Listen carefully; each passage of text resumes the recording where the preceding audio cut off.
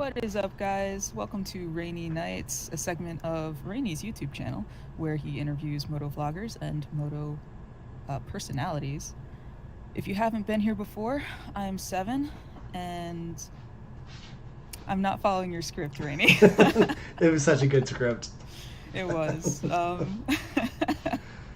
But I'm Seven. I am a content creator on YouTube. Um, I'm best known for my long winded hiatuses and random ADHD content. Um, yeah, I ride a 2020 Harley Davidson Lowrider S, and I've been riding for about like 8, 9 years now. All right. So feel free to give the channel a like and subscribe. Tonight we have the one, the only, the myth, the legend, everyone's dad, and our group medic, Rainy Rider. Hey, nice to be here. So yeah, I'm Randy Ryder. I ride a 2019 BMW K1600 Grand America and a 2021 Harley Sportster. I am from South Haven, Mississippi, and I was in the Navy, so I'm pretty much from everywhere. I've been everywhere. So yeah, here I am. What would you like to know? Well, Rainy, where are you from? And, well, you already said, what do you ride? So I want to know where you. Yeah. I'm originally So, from Louisiana and Texas. So I was okay. actually born in Louisiana, raised in Texas, and I literally spent the first 19 years of my life living within like 20 miles of the Texas-Louisiana border. And then I joined the Navy. And once I joined the Navy, I literally was from everywhere else. So I retired from the Navy in 2017. So now I've decided to stay where I am for a while until I can find a house in Tampa after I win the next big sweepstakes down in Tampa for the Forgotten Angels.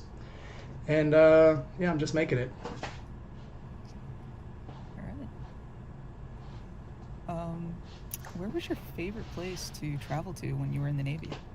Where was your favorite Mm, stop? Your favorite port, I should say. my favorite repeat port would have been uh, Puerto Rico. We have a naval base down in Puerto Rico, and we would go to it when we were doing LEO ops, law enforcement ops, and we were doing counter narcotics ops. We were at one time, I counted in a 3-year period. We actually spent more time in this coast. It was close to Old San Juan. It was Roosevelt Roads, Puerto Rico, and we used to say ROADS stood for retired on active duty because when you were there, it was almost like you're on the beach every day. You're going to these cantinas every night, cooking out on the beach, and then when you went back out to sea, you're literally not looking forward to going back to Norfolk. We were looking forward to going back to Roosevelt Roads because Norfolk that kind of equated to work and adulthood, and when you're in Roosevelt Roads, Puerto Rico, I mean it was like a constant vacation. So, but one year, yeah, in a 3-year period, we actually spent more days in Roosevelt Roads than we did in Norfolk, which was our home port.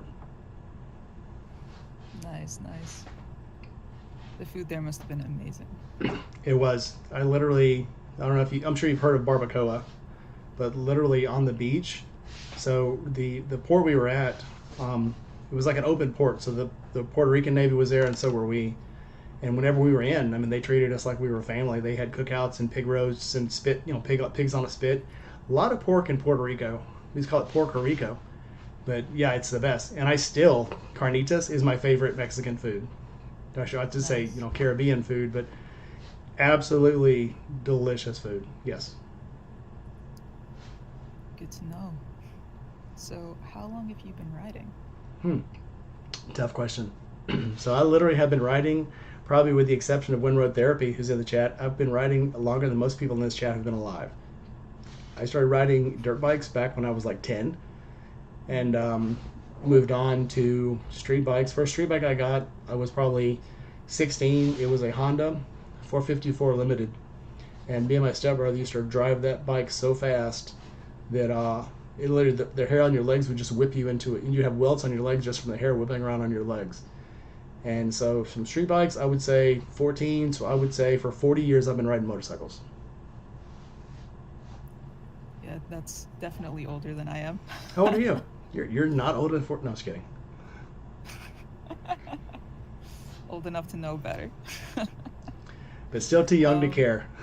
Yep, still too young to care. All right. So I'm very familiar with you, but I'm gonna ask anyway. Go for it. Are you a fair weather rider or a rough rider? I only ride when the sun is out. Just kidding. Well, you start your ride when the sun is out. You start it when it's nice. I literally Just will bring the ride. rain. Yeah, I will really ride in anything. And sometimes the only time I don't like riding in the rain is if I don't have enough protection. I'm going to work. Now, when I'm coming home from work, like Thursday, it rained on the way home, and I could care less because I knew once I got home I could change out of my wet clothes and put on dry clothes, and I'm fine. The only thing that would actually time it would actually bother me riding in the rain is when I know I can't change out of it. So I literally will ride in anything. How about snow? I have rode in snow, and it was probably surprisingly it was one of my more popular videos, and the people who don't usually watch motorcycle videos watched it probably to watch me die. That's probably the reason they watched it, because it was a surprise snowstorm. Was not supposed to snow that day, and it snowed like 6 inches, and I was already at work, Wow. and a reputation, if you don't know, of riding in stupid weather. And so I couldn't back down from it. Everybody was like, well, we'll just put your motorcycle in the back of my car, and we'll just drive you home in my truck. And I'm like, well, I'm here now. I mean, and if I wreck on the way home, at least I got paid for today and I can have a couple weeks off. So yeah, I'm riding. So look for that video. If you haven't seen that video, look for it. I actually rode home in a snowstorm, and it was absolutely butt clenching, but it was cool. Once I did it, I could say I did it, and yeah, I survived. Everything is content, right, Everything is Whiskey Chaser? content.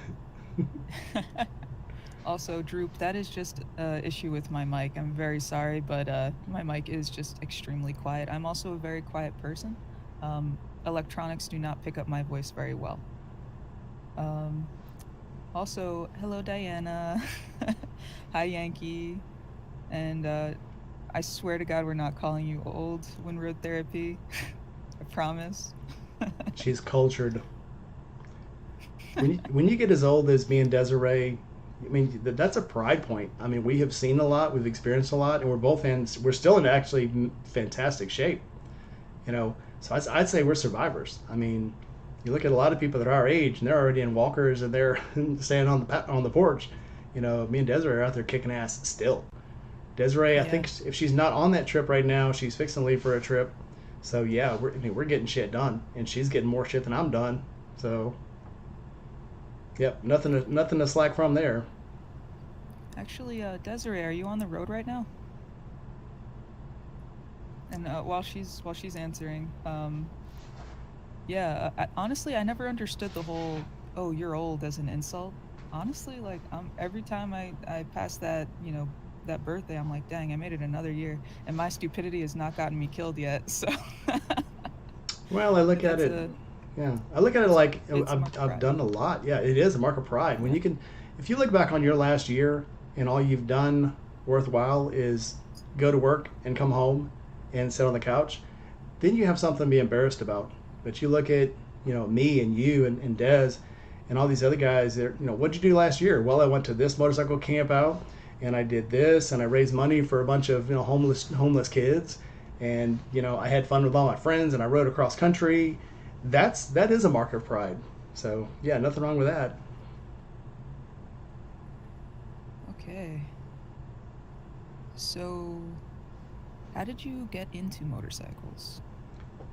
So what happened was, so my stepbrother, he's 2 years older than me, and he somehow got a dirt bike. He got a Honda 80, little 80cc dirt bike, and I wanted a dirt bike, so he let me ride his. But obviously, as a stepbrother or any brother really, he didn't let me ride it a lot because it was his. So my dad, we went to a auction, a flea market, and there was a Suzuki 90 there, dirt bike, and I think it was, oh my god, it was like a 74, Mhm. and he bought it for $100 because the motor was locked up. And he's like, I think I was probably like 10 or 11, and he's like, here's your motorcycle, get it running and it's yours. So I took it home, and I started. Back then there was no internet, there was no Google, there's no YouTube, so I started asking people that worked in small engine shops, and there was a guy in Buena, Texas that had a Briggs and Stratton motorcycle or a lawnmower shop, and I asked him what could possibly be wrong with it. And he's like, well, it's probably locked up. Get a big breaker bar and put it on the flywheel and crack it open, and it'll probably run. And so I filled the cylinders with diesel fuel, let it sit for a day, went out the next day, pushed it over, and it broke free. Then I had a motorcycle. And then once I Nice. cranked it and got on it and ran it, I was done. I might as well wrote a check blank to every motorcycle manufacturer in the world, because that's pretty much what happened. So once I got where I had my own money, motorcycles. So we went, me and my stepbrother had finagled, found things, traded a motorcycle, traded a boat one time, traded a trailer, traded a canoe, and ended up with this big. I remember that we had this Hadaka 125 dirt bike. It was called the Desert Rat, and then we traded that and another aluminum boat for the Honda 454. And then right before I joined the Navy, I bought a Yamaha 650 Turbo, which was just about, we'll probably get to that question later, but it just about killed me, but I loved every second of it. And yeah, from there it was like anytime I had a chance to throw my leg over a motorcycle, I did. Nice. So, who inspires you to ride? Today, who inspires me to ride? The big inspiration that when I started getting out of motorcycles, I went to the AMA museum, and my wife had bought me a BMW 1100 RT. And right before she bought it for me, I had read about this guy in Vietnam who had both legs blown off and had rode a Harley motorcycle around the world with prosthetic legs. And obviously now we know about, Crash, Mike down at the campout, who also lost both his legs and said, you know what, I'm going to keep riding. I'm going to get a bike that's lower to the ground where my prosthetic legs will reach, and I'll just keep riding. And things like that and people like that is what inspires me to, if I don't feel like riding, if I don't feel like taking the bike that day, I'm going to take the bike that day. Because things like that is what says these guys are proving a point, and they're doing the thing. And they're not letting small things stop them from riding and getting on motorcycles. Plus, it's just a thrill. I mean, look at you camping out with bears and... Yeah. Still don't know what that thing was, but I'm still not gonna. I told my family that story. They're like, "You gonna stop camping?" I'm like, "Hell no." I'm gonna bring a bigger Out knife. of all the years, yeah, out of all the years I've been camping, that was the one bad, sketchy experience I had. I'm not gonna stop. Come on. I remember reading that message, and it's like, yeah, there's something outside the tent growling. I think I scared it off, but now it's back. I'll let you guys know in the morning if I'm not dead. It's like, oh, okay. Where are you at? I'm gonna drive there right now. It did the message not go pretty much just like that? It did. Yeah, it did. If I'm not dead in the morning, I'll let you guys know.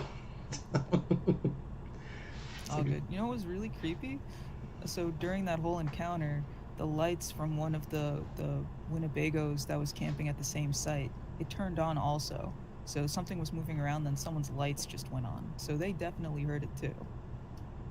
But my camping buddy didn't wake up, so... Maybe he's really a warg, and when he sleeps, he goes into animals. Oh my god. Maybe yeah. that's why he stayed asleep. He does look kind of like a bear. Yeah. Big Mike. Instead of Big Red Mike the truck, he's going to be Big Mike the bear. All right. So, would you rather do a solo ride or a group ride? Depends on the destination. If it's just me going out and I want to film a little bit, solo ride. If I'm going somewhere where I'm going to have fun, I'm kind of envious of you, because this next weekend you're actually going to ride out and meet up with Juice and Aaron and ride into Land Between the Lakes.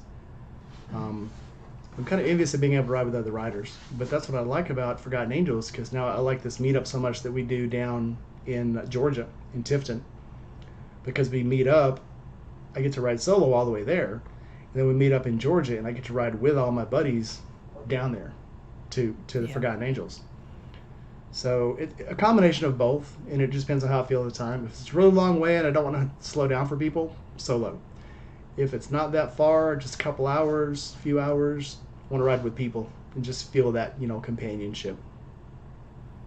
What's your which you said just a few hours. Is that like your sweet zone for riding with other people? Yeah, probably the maximum 4 hours, because that puts it in that spot where It's not really a long way, but it's also not just, we're just going to zip down. Again, that breakfast run, perfect. We just run around. Yeah, I think it really takes like 30 minutes to get there. That was awesome. So like, yeah, we're going to rip down and go to the gas station 5 minutes away. You want to go with us? Well, no. I want some more adventure in my ride. So Also, I find like a lot of the roads in that area are really nice just to cruise around. yeah. And the ones near the Forgotten Angels camp out. Oh yeah, they're beautiful. Mm-hmm. Who do we have in the Some good chat ones for the tonight? route. For Oh, sorry, what'd you say? I was like, who we have in the chat? Oh yeah, I didn't. Aaron's officially say who here, we had in the obviously. chat. Well, Aaron's always here. Aaron, my bud, our And we little love you, brother. Aaron. We do love you. Red Gregory. Of course, my Pillion's here. She's always here to support me. Brandon's here. Huzzah. Huzzah back at you, Brandon. Billy's here, our Bleak Rides. He's always here to support us. If you don't know, if you don't go to Billy or to Bleak Rides channel, he does this absolutely fantastic job of retelling stories. I'm talking Orson Welles level storytelling. If you don't go to these, and he does them so well, he does such good graphics, he does good background stuff. Go to his in YouTube and look it up because they're absolutely awesome. And then Desiree, Winroad Therapy's here. Rowdy showed up. Rowdy's here, hoping to not catch anything on fire. Rowdy, be good. Droop's here. Mad Yankee's here. Greetings back to you, buddy. So if you guys got any questions, throw them down in the comments. Make sure you either highlight mine or Seven's names where we can see them pop up. And we will answer any questions that you have, or try to. So what do we got? So what's your next question, lady? Okay, so I already did that. So I already know the answer to this one, but big groups or small groups? I like small groups. Big groups kind of freak me out because if it's a small group, you're more likely to know everybody in it. And if you don't, you don't have to go out on a limb to try to guess what they're going to do. Yes. So I like having a small group where even if you have one variable there, the guy that's not used to riding with you, he'll quickly fall into place with 4 guys who are all doing the same thing, and he'll do the same thing too. Where if you have a group of 100 guys, you're not going to get that recipe going. Everybody's doing their own thing. So the people who don't know what to do have 20 or 30 people around them, then they're trying to figure out what to do. So they just do whatever the guy in front of them's doing, whether that be right or wrong. And that's when you start having a lot of wrecks and accidents and people doing dumb things. Mm-hmm. There was this group that I like to ride with in New Jersey, and we'll sometimes have rides of over 100 people just randomly. Someone will post like, hey, meeting up at this location, whoever wants to come join. And literally one time it turned into like 100 riders getting together and just swamping this gas station. So Uncool. we had to suddenly rearrange our plan, and we did a system where there was sections. So we had one person who knew the route, who had 2 blockers with him, and he was leading the fast group. The next group was a group of, and that group it ended up being a lot of people, so we broke it up from there, and we literally turned the group ride into segments. Each segment had their own leader. Each segment had at least 1 blocker. And that's the only way we managed to make that work. I find like the traditional, like just 1 leader and that's it. Like all you have is the 1 leader, and then oh, Rainey, help me out. What's the term for the last person? Oh, the tail gunner. in the group. The tail gunner. The tail gunner. There we go. I just had a brain fart. Desi raises a very valid question. So, and she asks it because we went out on a group ride, and there were, I think, like 6 of us, and we had Rowdy had never ridden a group before, and basically was just kind of like in our wings. So Desi was our tail gunner on that one. Speaking of which, and the guy who was leading us got us lost, and he got us lost. Although I love the guy, he got us lost because he didn't want to admit he couldn't see his map. And so we were just riding blindly through Tampa. And because it was a small group, it was easier to go, listen, follow me. I don't exactly know where we're going, but I can follow my map and it'll eventually get us there. I don't know where we are, but my TomTom does. We'll just follow it. Now, if you're in a big group, you can't do that because if the guy in the front's leading and you're like the 8th or 9th guy back or the 20th or 30th guy back, you're like, once you break off, you can't just say, okay, everybody stop, because that guy that's 20 people ahead of you won't be able to see. Yeah. So it was easier for us to pull off and go, listen, everybody follow me. I'm in the lead now. Just follow me. And that's what we did. Yeah. So that was a good time, though. It was still a good time. And poor Rowdy, it was his first group ride, had no idea what to do. But thankful to Desiree. And that's all on Desiree. None of us, that was Desiree. Led him right on, was very patient with him, held up enough that we could all stick together, and we had a great ride. It was still a great ride, even though we were lost. Hey man, some of the best rides we have are ones where we're getting lost or the GPS fails, because it makes you take the most obscure roads. Yeah. It's awesome. All right, so what is your favorite moto meetup? Let me think. Forgotten Angels, obviously. Yeah. Not even a hesitation. I only hesitate for fun. Absolutely Forgotten Angels for about 100 different reasons. One is the purpose, and that's probably the most important part, is the purpose of being able to help out people who need help. And it's not one of these things where the money's going to go into the fund and pay for the executors and pay for advertising. 100% of the money there goes to Forgotten Angels, pays to help those boys out. But two is the event itself. It's just so fun. You can't quite say it's, wholesome, clean, Christian fun, but it is wholesome fun. And then, of course, all my friends are there. I mean, you make such good friends there, like you. You make lifelong friends there, and it's absolutely, I absolutely look forward to meeting all the people there because they're just fantastic people. So, yes. Hey, 9 Mils. Good to see you, dude. People like Matt. Yes. And what's funny is you get caught up in these people's lives. It's not like random people you see on the internet and you're like, oh, he's that guy. How's that guy doing? Oh, he's got problems? That stuff. No, you get caught up in these people's lives. Like Matt. Anytime I see Matt and I see him online or I see his videos, first thing I want to go through is, how's he doing? Let me flip through real quick and look at the spoilers, make sure that Matt's still okay. So it's you start to love these people in a very platonic way, except for Aaron. I love Aaron in the most unplatonic ways. Yeah, buddy. Unplatonic ways? But yeah, it is like a family. Just like, those of you who don't know, we call the last meetup the family reunion because it literally is like a family. So, and it was a lot of fun. Absolutely fun. Okay. Oh. Hold on. Screen died. There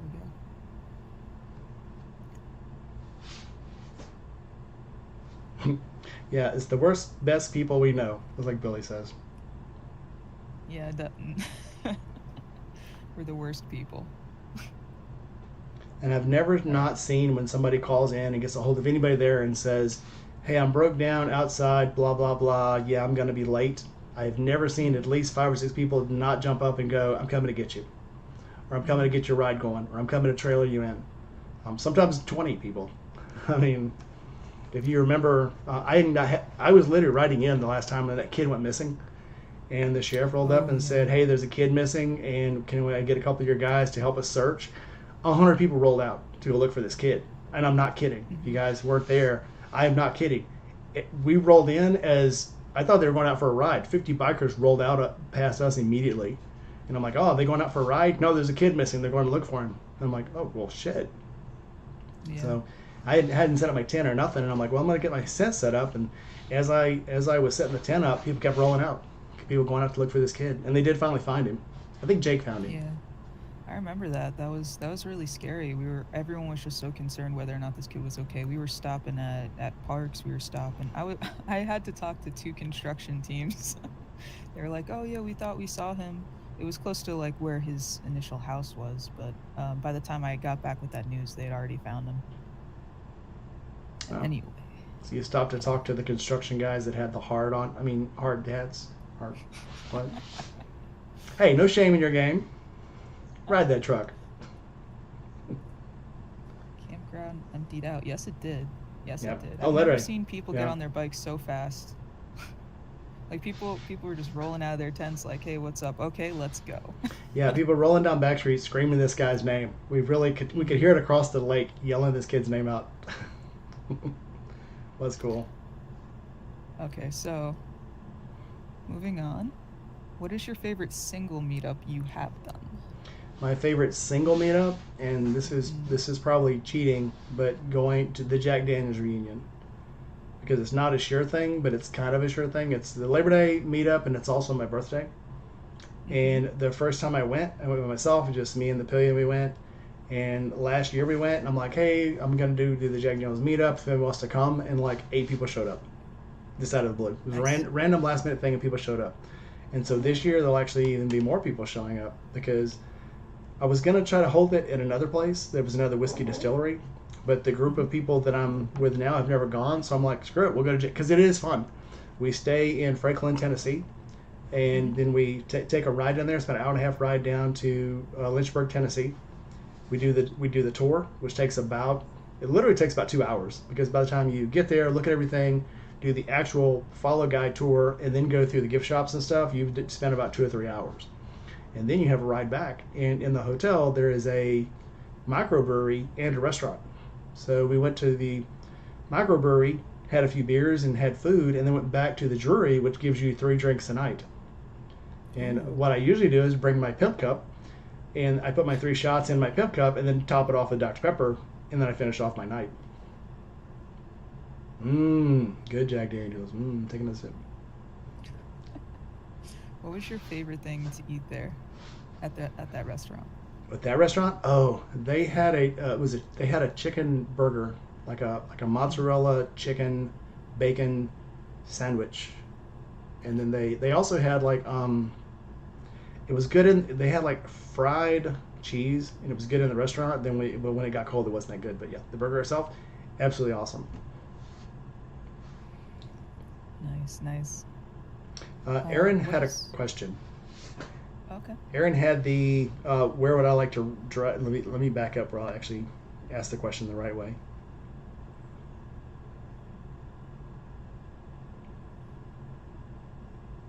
If you could lead a small group ride to any destination, where would it be? Okay, so right about an hour and a half from my house, there's a meadery, and we have talked about it before. So if somebody came to visit me and said, hey, Rainey, take me for a ride, I would take them to that meadery. Because they do a charcuterie, not charcuterie, it's charcuterie, you big, dumb, illegitimate people. And then they have a mead testing. Me and Diana went last summer. It was a fantastic time, and I always said I'm going to go back. And I actually recorded while I was there.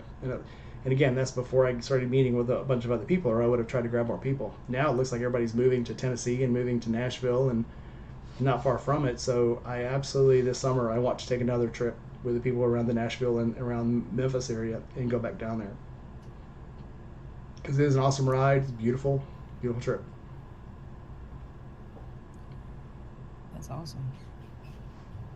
I'm So yes, Aaron, scared I'm come gonna see me. miss one of the questions. If you miss I'm one, it's sad. fine. I mean, we're having fun. Come up with your own questions. Gosh, be original. Jeez. All right. I will ask you an unoriginal question. What is the stupidest thing you've ever done on a motorcycle? Easily, I talked a little bit about it, but yeah, the Honda 454 me and my stepbrother had, we would get out on it with tennis shoes, cut off jeans, no shirt, and aviator sunglasses, no helmet.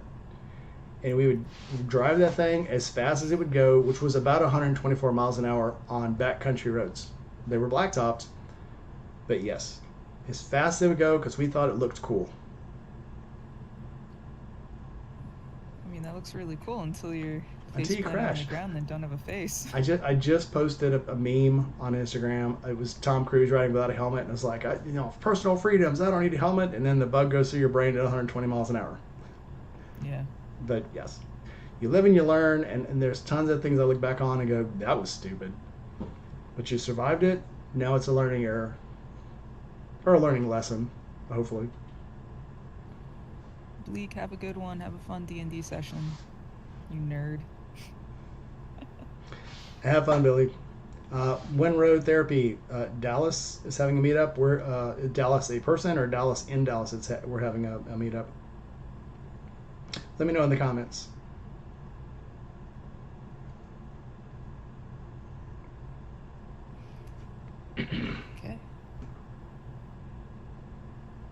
So, what's the scariest moment on the bike you've ever had? Scariest moment I've ever had on a bike. That's a hard one because I've had a lot. Um, Two immediately come to mind. One was when I was coming back from actually before I knew Aaron. I'd gone to see Aaron before I knew who Aaron was. We'd gone up to see Nicole, and when I was coming back, when I was crossing over from Ohio back into Kentucky, a 18-wheeler ran me off the road, and I made a short of it and I put it in the video. But as I pull up alongside this guy, he just all of a sudden just starts coming over, and then his blinker came on. I ran off the side of the road and into the most ungodly rumble strip, and I was doing probably 80 miles an hour. And immediately, the bike started vibrating its ass off, and I looked ahead. The shoulder was only probably 2 feet wide, and that's where the rumble strip was. And it was on the side of a giant cliff. So right in front of me was the big metal barrier that keeps you from running off the side of the cliff and off into the the 8 foot long deep ditch. And I missed it probably by a foot. It looks like a giant freaking meat cleaver. So, yep, that was one. And then the second one would be when me and Diana were coming back, the Pillion, coming back from the last March camp out. And we had the most bodacious storm, and we rode between two tornadoes. The rain was so heavy and thick, couldn't even see the road. And I'd slowed down, couldn't see any dots on the road, and all of a sudden there were trucks flying by us. I tried to get over, and that was even worse. So I was like, literally just had to follow a truck all the way. So I got behind the truck, and even though we were getting a lot of spray, I could still see their lights. So when the rain got a little less, I went to come around the truck, and all of a sudden the rain picked up again, and I couldn't even see anything. All I could see was the guardrail starting to turn. So I had to drop back again behind the truck and just follow it the whole way. And it finally, literally, when we got off the highway to go home, which is about 5 miles from our house, the rain just stopped. So it literally rained for like 6 hours straight. No stopping. So that would probably be in the top. That's a clench moment right there. Everybody had bad, coming back from that camp out, everybody had bad rain stories. Because it was ridiculous. It was absolutely... yeah, Goon got rained out and had to stop in a hotel. Aaron got rained out and had to stop in a hotel. Whiskey got rained out and didn't stop. I think he tried to keep going, but his bike flooded out. But Yeah. that was a horrible. I mean, the camp out was fantastic, and I guess that's what you get. You get a fantastic camp out, and the weather holds off until you leave, and then as soon as you leave, the weather goes to shit. Yeah, I think I was the only lucky person who didn't get rained out. Did you leave early or late on that one? I think you stayed an extra day. I did stay an extra You stayed an day, extra day. but I looked at the radar and I was threading, and every time I'd either go down or come up, I'm always threading the needle between these different storm clusters, right? And I just happened to be taking the Blue Ridge Parkway home. So being up on the mountain really did help. But A little bit of I shade, a felt little bad bit for of everyone else. yeah, a little bit of shielding. Yeah. Well, you got snowed in on the way back down to this last one, so Yeah, I mean, that I have heated gear now for that reason. I literally picked up the heated gear during the trip because I was like, fuck this, no way, I'm not doing this. I wish I would have got the gloves Hands to were you purple. sooner. Yeah. Yeah, Now you have gloves. All Now right. you'd be fine. Yeah, for the most part. So aside from riding in the rain, what's your favorite part about riding? Uh, the freedom, just being out there to think. I mean, people talk about it in their videos all the time, but when you're out on the motorcycle, once you get on the open road, it's just you and the bike, and you have time to think about things, and your mind clears up, and all the negative thoughts just kind of leave. You just think about what a great time you're having. So it's very free, very free. Yeah. What was the most frustrating part about riding? Um, Probably in city riding with people who, again, on the highway, people just seem like okay, they just like succumb to the okay, I'm on the highway, I'm just gonna drive because there's nothing for 100 miles. When you're in the city, people are like, I'm 10 minutes where I need to be, and I should have left 5 minutes ago, so I'm gonna go at 90 miles an hour down this 30-mile-an-hour road, and they're careless and they swerve out in and out of you, and they don't really care about you. They're just trying to get to this place where they should have left just 5 minutes earlier and would have got there in plenty of time. Yeah. That's one thing that people they don't realize. Even the over here, right, in New Jersey, you could go somewhere that's like 10 miles down the road. It could take you over an hour to get there, depending on what time of day you leave or how much traffic there is. And it's just because of the density. The more people you have, the more problems you have. So, literally, it'll take me an hour to go like 10, 11 miles down the road. It's awful. Oh yeah, going to I work. hate city riding. Yeah, going to work in the morning, and it's a lot of it's open country road, but there's small cities in between. I get to work in 20 minutes, and coming home it takes 45 minutes, just because at 5:30 in the morning, not that many people are out. At 2:30, 3 in the afternoon, everybody's out. Yeah. And it's a huge difference. Yeah, it takes me usually like 7 minutes to get to work. There's been times I left at a really bad time, and it took me like 30 minutes to get to work. It's insane. Aaron wants to know when you're going to ride my bike. I see that. I'm scared to ride Rainey's bike. Your bike It's is not because much. it's not because I don't think I could handle your bike. I don't want to drop your bike. I have this fear of getting onto other people's bikes, and I'm extremely awkward when people are like, "Oh, get on my bike, take it for a test drive." Well, I have engine guards, and it doesn't go down more than 30 degrees. So, it's easy to get back up with two people. So, I've got it up by myself in the garage, and I was surprised. But yes, it has engine guards. It has the front protectors. So yeah, you're not gonna hurt it. Ride it. It's a BMW. It's meant to crash. It's just that fear. It's just that fear. Also, I know how expensive the BMW is. So. It's actually costs less than a Harley. So, oh wow. The Road Glide that I rode was $35,000. The BMW cost me $10,000 less than that. Wow. And has more stuff than the Road Glide. That's why I'm a BMW aficionado. You get more for your money. Aaron's trying to get me to ride the Rebel. Aaron, that's quite a few cc less than I'm used to. Yeah, she's already rode a Grom. Leave her alone. Actually, I didn't ride a Grom. You didn't ride the Grom? I was one of the only people at the camp out who didn't ride the Grom. I didn't ride the Grom because everybody else was riding it. Jerry, to be fair, Jerry tried to get me to ride it, and by that time, I've told this story before. Once I start drinking, I will not get on somebody else's bike. I'll drink one beer and get back on my own bike. I will not drink any beers and get on anyone else's bike. That's fair. Yeah, I do the same thing. I don't get onto anyone else's bike if I've been drinking at all. And if I'm riding, I have a 1 to 2 drink maximum. I'll not let myself ride if I had any more than that, or if it hasn't been enough time to like really sober up.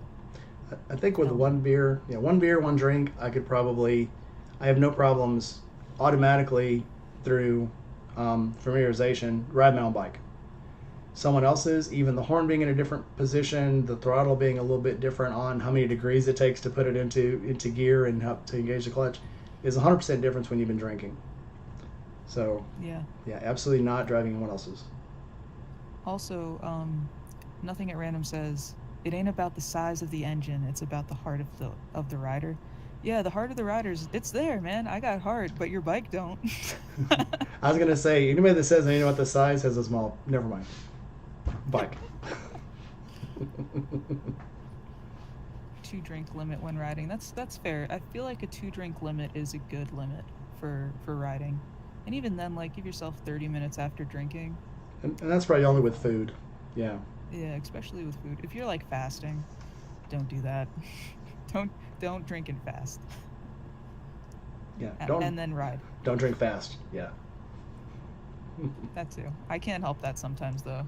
Like, man, I don't know about you, Rainey, but when someone hands me like a cocktail or a mixed drink, whatever, it's like I just down it. They taste so good. I have a hard time with those. I don't know if you ever had the Jack and Cokes that come in a bottle. Yeah. They just like disappear. They're the perfect mix, and it's like you just start to drink it, and this little gremlin inside your body takes over and just pulls all of the liquid out of the bottle, and then it's like, where'd my bottle go? It's gone. What happened? Yeah. Oh yeah. That and the Not Your Father's root beers. Yes. Love those. The company I used to work for made those, and they did a couple of other variations of it and called them something different. But yes, they're two. Oh, it's perfect blend of just a little bit of sweet and a little bit of alcohol, and they just disappear. Hmm. I think, hey, chat, correct me if I'm wrong, but they have a Mountain Dew version of that, right? Like the hard Mountain Dews that just came out recently.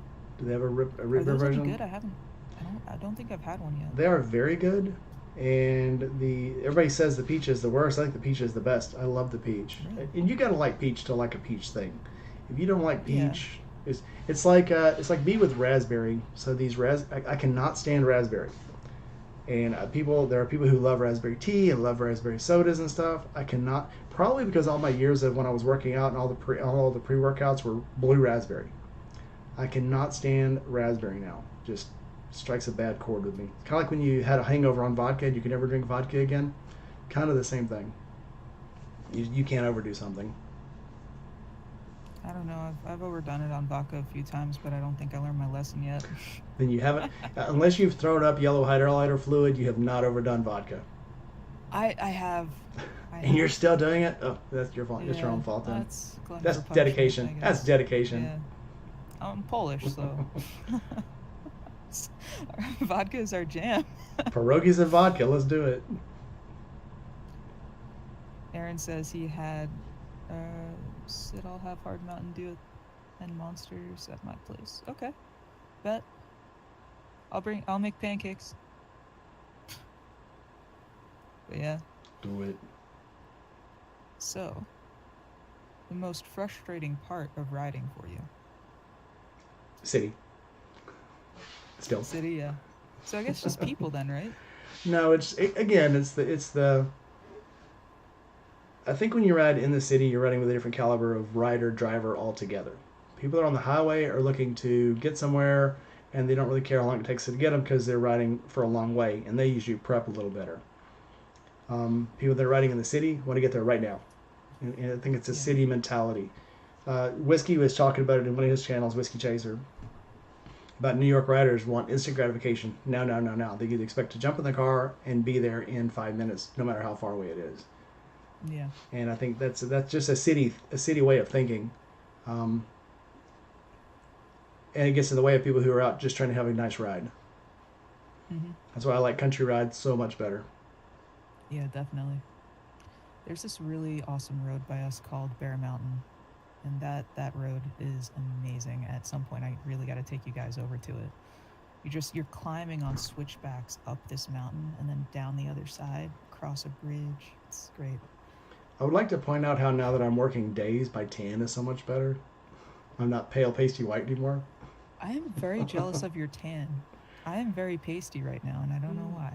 But It's like the your lighting. tan's awesome, man. It's the lighting. I have a warm light. I'm so white. I have a warm light on me now, and I still look like the beacons are lit. Yeah. Well, we'll lay out in the sun this weekend after you go. Mm, I was not going to go to TMMR itself until I learned that Williams was going to be there. And mm. so now I may just go see Jared because it's Jared. I mean, why not? He's such a nice guy. Do they still have tickets open? They 'Cause- d- they do have them to the day events. okay. And either, yeah, Aaron had to look for me. They were talking about it last weekend, but there are still event tickets open, just not the free ride, the 3 hole Bang Fest tickets for all 3 days. Those are gone. The special event tickets Okay. are all gone, but you can still get in. Okay. I mean, yeah. I'll see if I could like get a ticket to one of the events or something. Wait. So you need a ticket just to get in, or no? To get in, you do, yeah. Okay. To Yeah, get into I'll the get one fairground. for whatever day I go. I'm gonna be riding with you guys more than anything though. So.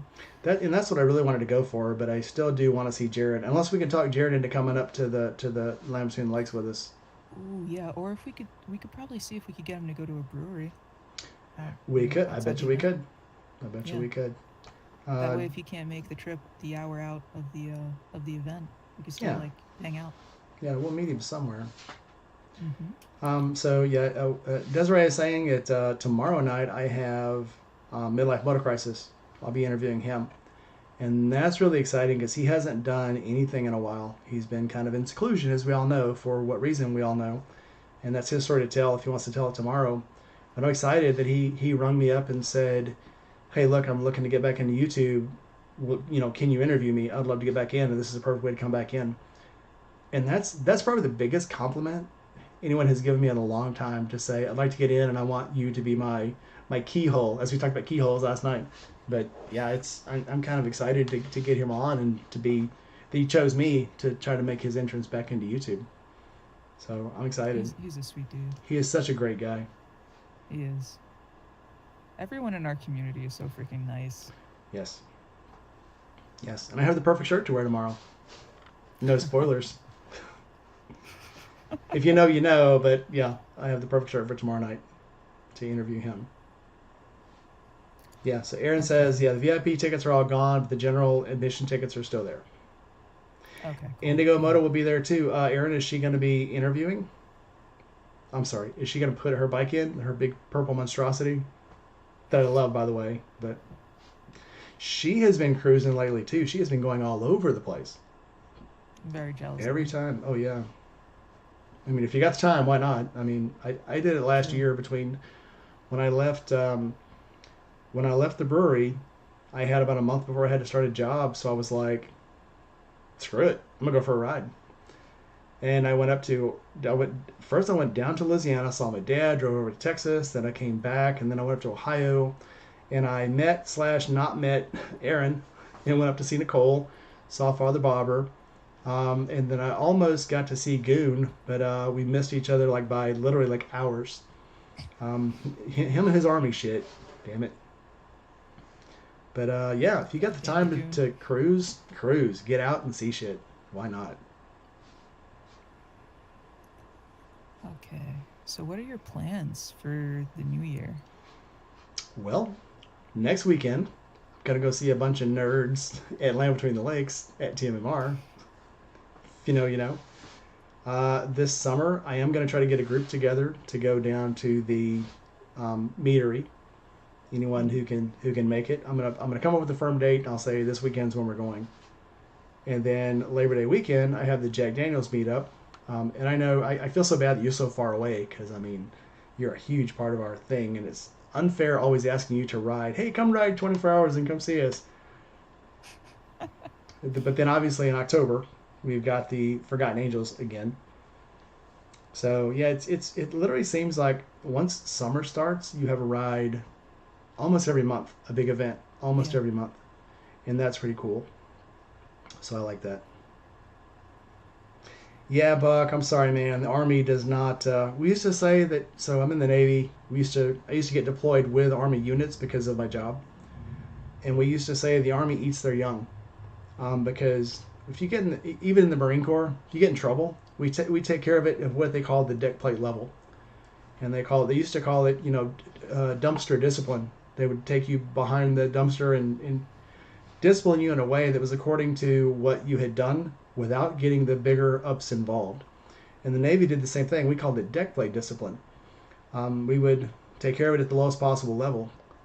But the Army, literally anything you do is immediately, they're going to do an Article 15 on you and reprimand you and court martial you, because it's just so big, they don't have time to do one-on-one training or one-on-two training to rectify a problem. So they just throw you to the wolves. A lot of blame game. Sorry, Buck. It's just true. All right. So moving on.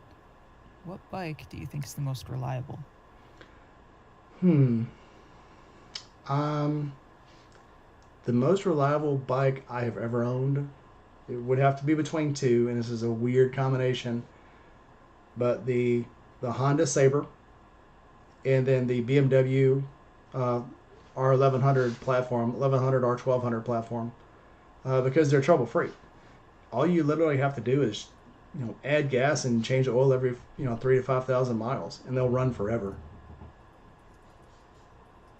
So yep, that would be the two, and they're easy to ride. They're well balanced. The Sabre probably was the most funnest bike ever to ride.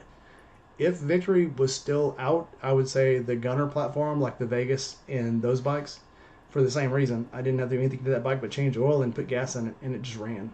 Never gave me any problems. Yeah, I really love the Victories. I only had the chance to ride I think it was the Gunner. I had the opportunity to ride the Gunner. It was so freaking loud, and Yep, that was that my bike. alone at the time, yeah, at the time, because all I was used to was my Yamaha. Is the only thing that turned me off from the bike was how loud it was. Because I felt like it was just too noisy for where I was at the time, where I lived.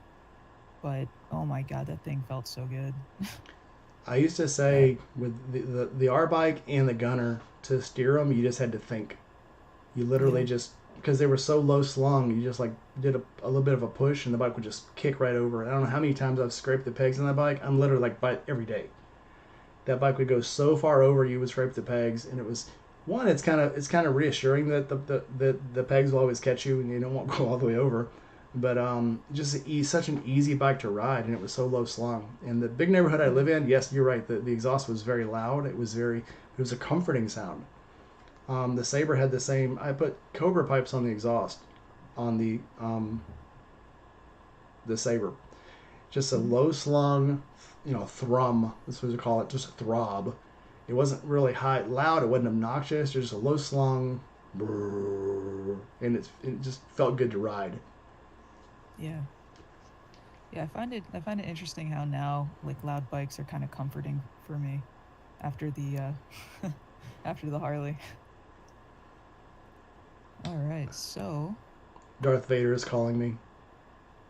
oh no, It's Steve from Indy Ridge. He's texting me. He is out testing the new black on black Indy Ridge leather gloves, the denim oh and leathers. nice, He says he went out nice, to nice. test the new model that's, I guess, supposed to be a secret. Never mind, I didn't say that. Hush your ears. Say what? What? What? All right. If you could go anywhere right now on a motorcycle today, where would it be? Hmm. West Coast, and I would ride the Pacific Coast Highway. And I keep telling Gma Rides. So Gma Rides has given us, any of us in this group, an open invitation to go to her house and she would cook for us and then take us on some back roads in Washington and Seattle. So that's where I would go. I'd spend a couple of days with Gma and we would see all of the Pacific Northwest. And maybe right up into Canada and go see my other redheaded girlfriend, Red Rider, because they both live in the most beautiful parts of the world. It's all mountains and valleys and overlooking the Pacific, the coast. And where Red Rider is, she's overlooking a giant lake, and it's one of those Canadian names that you can't pronounce without being able to roll your tongue right. Yeah. So Okaloka Kanoma. Cool Indian, a little cool Pacific Northwest Indian name, but either way, yeah. That'd be awesome to make a trip out there. All right. So, have you inspired anyone to ride or wrench on their own bikes? I try a lot to get people. I'm still working on Aaron. Aaron, get a wrench. But other than that, so on my YouTubes and my Instagrams and my Facebook, I'm always telling people, if you got a bike you want to learn how to wrench on, change the oil, whatever, bring it to my house. Let's do it. And everybody will chime up with, yeah, man, sure, yeah, I'm gonna bring it over. What day is good? Tomorrow? Oh, tomorrow's not a good day for me. Oh, sorry. Oh, next week's not good either. How about if I just drop it off and you can change the oil for me? And I'm like, how about not? That's not why I'm doing this. I told my wife I would eventually just start saying, yeah, drop it off for $100. I'll change your oil. But I would rather, I feel, I'm an instructor. I've been in the military. I was instructed in the military. I instructed in civilian jobs, and I like teaching people how to do things. And I think just doing things for people for money just is too much like a job. And that's not why I wanted to do it. I wanted to do it because it's fun to do, and I wanted to teach people how to do things. Welcome back, Nine Mills. He must have had dinner. Oh, Yeah. nope, his secret lunch person who we're not supposed to know, but we all know who it is. It's his Forgotten Angels date. Ooh. Oh, it's a platonic thing, I'm sure, but yeah, it's if again, it's one of those things. If you know, you know, and that's what I love about Forgotten Angels. Our little cool inside secrets. Okay, so if you could tell a new rider one thing that you had to learn the hard way, what would it be? This sounds kind of contraindicative, but I would tell him don't listen to other people. Get out on the bike and find out what it does for yourself. Do a little bit of training and get out and find out what your bike can do. And the reason I say that is because of people like, I don't think it's not a disdain, but like Dan the fireman will just tell people what they're doing wrong on a bike. And, oh, you can tell what's going wrong because that guy used too much back brake and that guy did this and here's why he crashed. And I think it's just a lot of bullshit. If you go out and find out what your bike can do on your own, you'll be a better rider. So get out in the parking lot, ride it around, do some cones. Do take the MSF courses, but again, it's when you do those courses, that's just a tool. That's not your entire toolbox. So they'll teach you things like how to brake, how to lean the bike, how to stop, how to engage your clutch, and from there go on to and figure the rest out for yourself. Because I've seen people. One of the people in the chat was saying that their MSF coach told them if you go through grass or gravel, squeeze in the clutch and just ride it out without the clutch being engaged. And through personal experience, that's the worst thing you can probably do, because just like when I see these people that rev bomb, when somebody cuts them off, as soon as you pull that clutch in, you've lost all power to your bike. And to get that control back, you have to re-engage the clutch. So if your bike has started to slow down, if they start to come over, before you can hit that throttle and get out of their way, you've got to re-engage your clutch. And that, even if that takes a half a second, you've just lost that precious time. That's precious reaction time. But find out what the bike can do for yourself. Take these courses, take them with a grain of salt, go out, try these things, see if they work, and then make your own decisions on how to be a better rider. Again, listen to everything, but only use the things that work for you, because what works on your bike won't work for me on my bike. Not because it's just the bike, just because it's the people and how you interact with your own bike. Yeah. Like Rowdy says, practice, practice, practice. That's what's going to make you a better rider. Yeah, definitely. I think a lot of people get into this mindset of, oh, well, this person's been riding for a very long time, so they know everything there is about a bike. But there is nothing that can substitute like personal experience. Yes, they do have really good tips and tricks, but you need to figure out what works for you. Everyone is different. Everyone has different like ways to get out of a situation with their bike. Some people prefer their horn. Some people like to rev. Some people do a lot of finger pointing. They hover their hand over their brake like constantly. Yep. But you'll figure out what works for you. You've got to figure it out on your own. Yep. And again, rev bombing may work for somebody, but I've always found that I've gone to 160 decibel horn, and I get a lot better reaction from that 160 decibel horn than I do from, I think, the engine. Because in a car, I don't think an engine is going to make a big difference to somebody that's inside a car. One, because they're already hearing the sounds of an engine, and it's not going to shock them. That horn will. But that's my own perspective. That's what works for me. Yeah. That's a really good point, because that horn, they know when they hear it that something's about to happen, something's about to go wrong, and it puts them on a high alert. Sense of, high alert. Thank you. And I've done the same thing. I've been driving and heard a horn, and all of a sudden, instantly, I go, what was I doing that I need to stop doing? So if you're coming over and you hear a horn, you instantly just jerk back. If you hear a throttle rev up, well, is it on my right? Is it on my left? Is it behind me? It doesn't matter what it is. If you hear that horn, you instantly stop doing what you're doing and pay attention. Mm-hmm. Again, just my perspective, though. Yeah.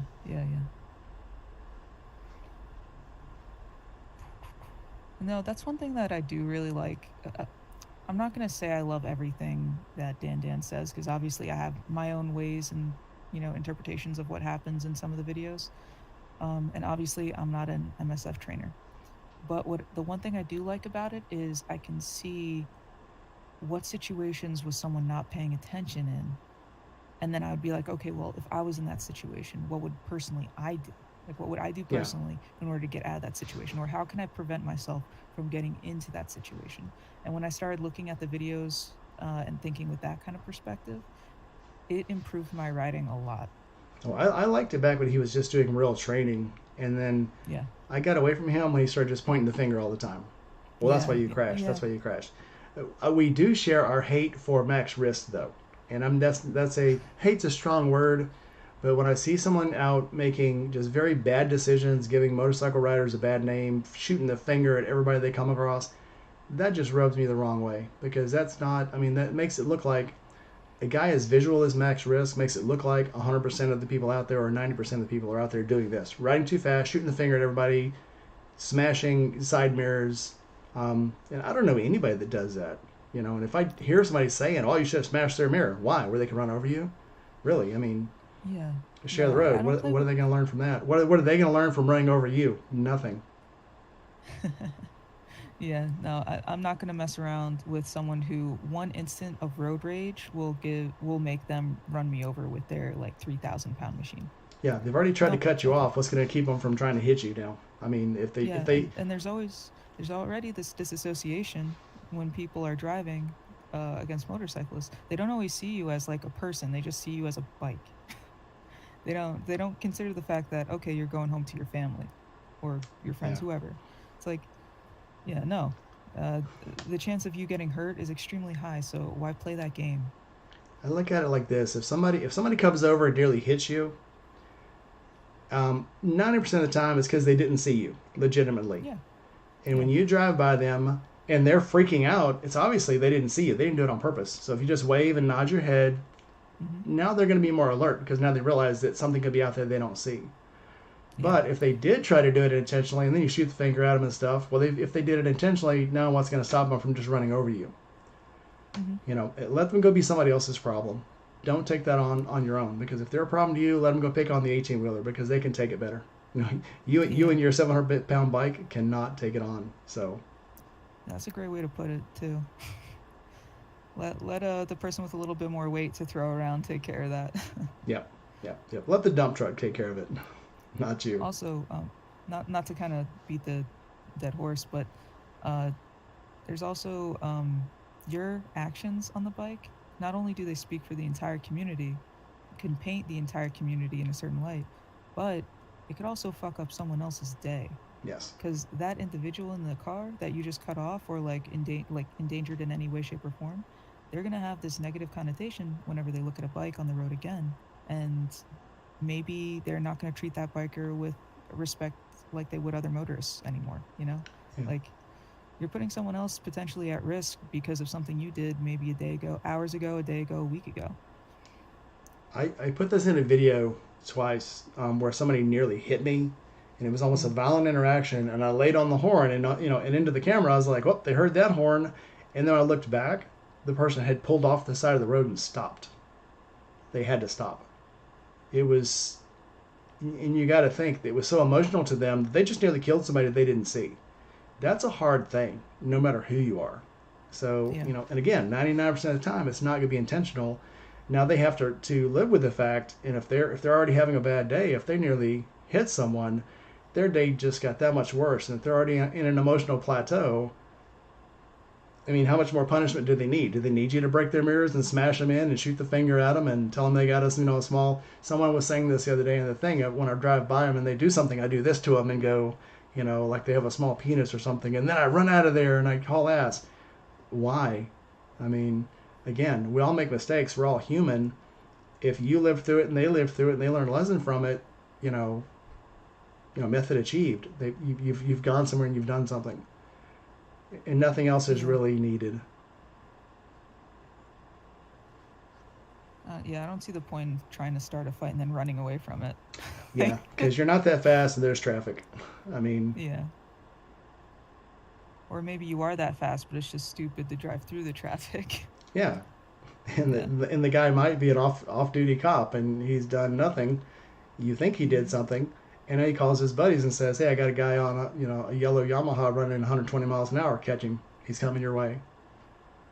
But bigger than that, I notice a lot of times, especially on Dan's videos and on Motostar's videos. He's a guy that's in the Ukraine that does videos. A lot of times, these guys are absolutely in the wrong, and a car will come up, and they act like it's the car's fault, and it's like, dude, you just did Yeah. this. I saw a group of motorcycles, and this was this morning on YouTube. No, it was on Instagram.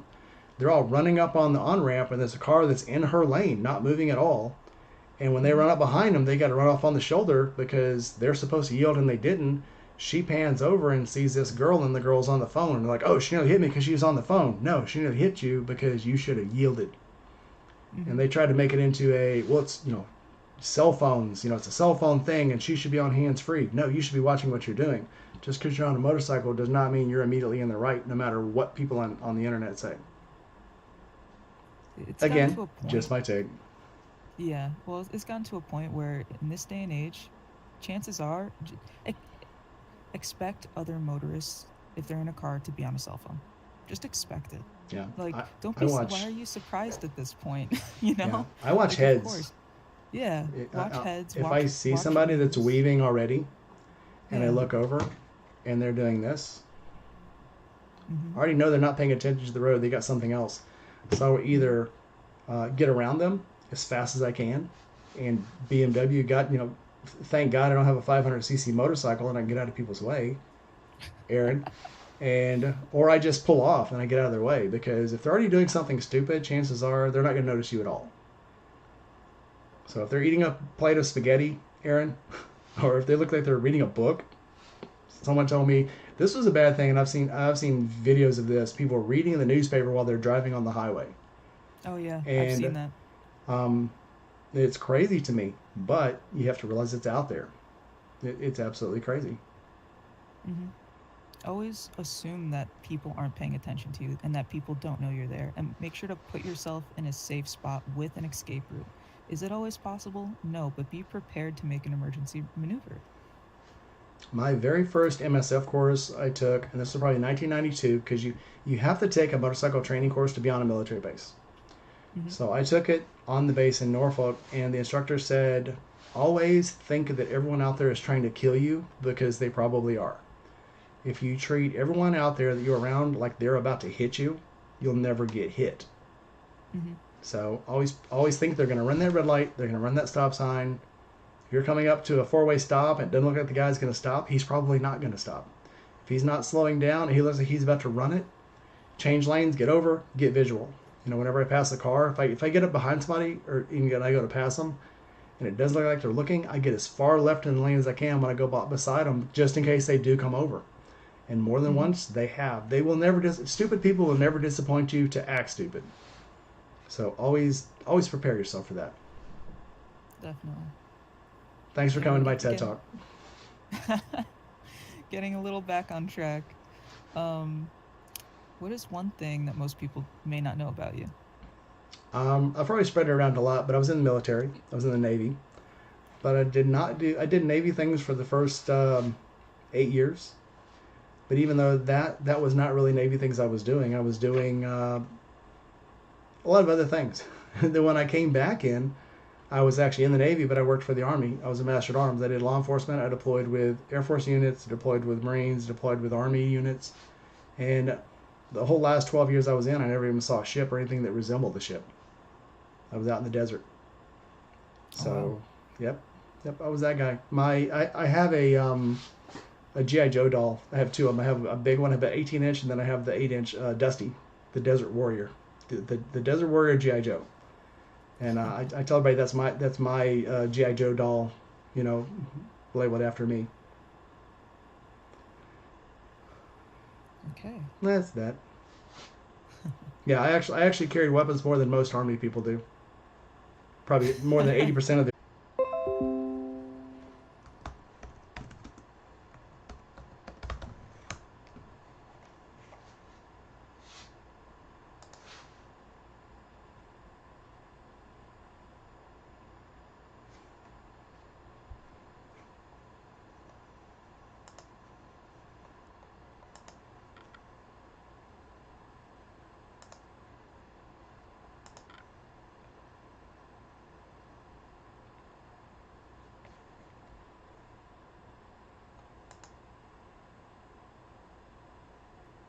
I think we're coming back. Oh hi. There we Sorry are. about that. Hi. Hello. How you doing? Pretty good. How you doing? I'm doing all right. Now that I'm back. Okay, we're back. All right. So what was the last thing you heard me say? You said if you could buy any bike in the world and I would pay for it, meaning you would pay for it, what would it be? Funny thing you ask, because last night I was watching the new release video for the BMW R18, the Rockster, the new rocker, and so I commented on the video, and BMW Motorrad asked me this morning in an email what color I wanted. And I'm like, maybe they're going to give me one, and I'll be just like Hershey Wheels, and I'll be able to ride a BMW.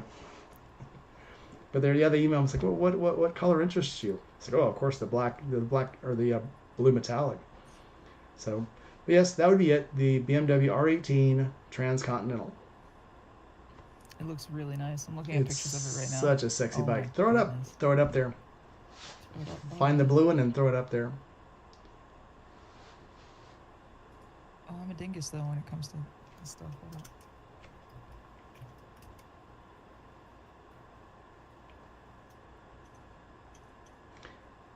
Matt, why can't I be like Jess? You both like motorcycles and we both like food and beer. I think we're exactly alike.